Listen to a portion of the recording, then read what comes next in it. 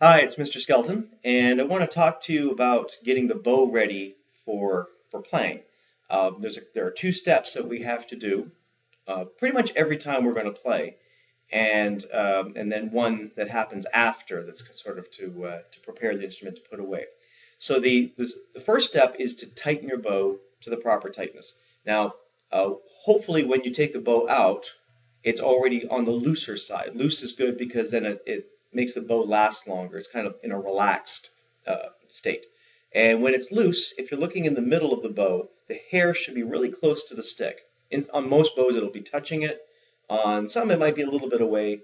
That's fine. Some of the hairs might be moved apart a little bit, might look a little ragged, and that's okay. That's how we put it away when it's stored. But we can't really play very easily that way because if we move it over the string, we're going to hear the stick hitting the string, and that's not going to be so good. So we have to tighten it. And we use this little screw at the bottom of the frog here. It's like I say, because it's a screw, it's righty-tighty. We give it maybe about 5 or 6 turns. Two. And the very first time is usually when we have to pay the most attention. And I have a little easier way to remember that in the future. We always judge it by what it looks like in the very middle of the bow. In other words, here's the tip, here's the frog. So in the very, very middle, because this is where it should be, where the stick and the hair should be the closest. And there's a couple different ways to kind of gauge how much space should be in there. The easiest way is something I call the pinky test. Everyone's pinky is a little bit different, and that's okay. But the main point is right in the middle, right between tip and frog, and right in between the stick and the hair, if your pinky just barely goes in kind of tight, right, that's about right. Right? And it's better if it's if your finger's too tight, or if it's too tight for your finger to go in, that's better than if it's really easy to put in. The tighter it is for your finger, the looser your bow is. And we'd rather have it on the looser side than on the tighter side because it lasts longer if it's on the looser side. If you find, another way to judge this is to always make sure that it curves. It should curve into the middle. You never want it to be perfectly parallel to the hair, like straight up, and definitely never where it kind of curves outward, because that's really bad for it's bad for the hair. It's also bad for the wood. It'll make the bow not work as well in the future. Okay, so that's the first thing, is getting it to that proper amount of space. By the way, we never touch the top or the outside part of the hair because the oils on our finger will make that not work so well. So try to avoid that. It's okay to do the pinky test in between there, but try to avoid it on the top. The second step is called rosining. And rosin and this one happens to be round, it doesn't really matter. This one's also on the darker side.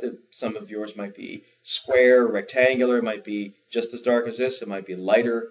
It's all pretty much the same thing, certainly at this stage. And the rosin is what actually makes the sound. The bow just holds it. That's its job. The rosin is what it makes the bow sticky enough to actually make the string vibrate. So it's really kind of important. We always put on at least a little bit at the beginning. Now, if you have a brand new bow, and you'll know it because you put it on the string and it won't make a sound, you might have to do this a lot in the very beginning. And so what I'm going to show you, just be aware, if you're not getting anything out at all, then just keep doing it and doing it and doing it. Press a little harder, a little harder, a little harder.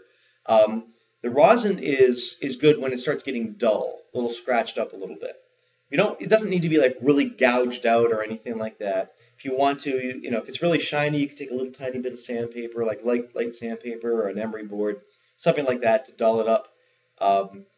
Most of the time, once you've been playing, the bow keeps it plenty dull, which means it's ready to go on, and then it doesn't take many strokes of the bow to put the rosin on.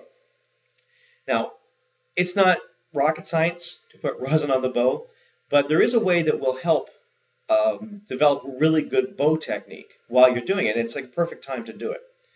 So if you take your bow in your right hand, granted, this is my right hand because I'm thinking about on that side, and make a good bow hold. Right? Always important, never just hold it unless I tell you. Right? There are times when we can do that. Every time that you possibly can make a good bow hold, make a good bow hold. And hold the rosin out in your left hand just comfortably in front of you. Keep it in place. Now this is really good if you have one of those square or rectangular ones in the wooden containers, because they give you like a perfect little guide for going back and forth. But if you hold it there and just go very carefully from side to side, like straight across in front of you, from the frog to the tip, back and forth a few times, maybe about 5 or 6 times. Again, this is assuming that it's not a brand new bow. Sometimes you might have to put a little bit extra at the ends, but for the most part, they're nice long bow strokes. See what my arm is doing? It's bending mostly at the elbow and the wrist. I'm not doing full arm things. It's just a nice, easy bow stroke. And if you look at the Greenbelt video about putting the bow on the instrument, that's how we get a nice straight bow. Right?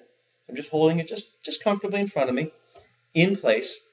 It's not to say that you can't move the rosin. I mean, it'll still work this way, but then you lose the opportunity to actually practice your bow stroke. If you do this, if this is how you put your rosin on, you'll see most professional violin, viola players, cello players, this is how they do it, because they're used to playing this way, so they figure, well, let's pause a rosin this way.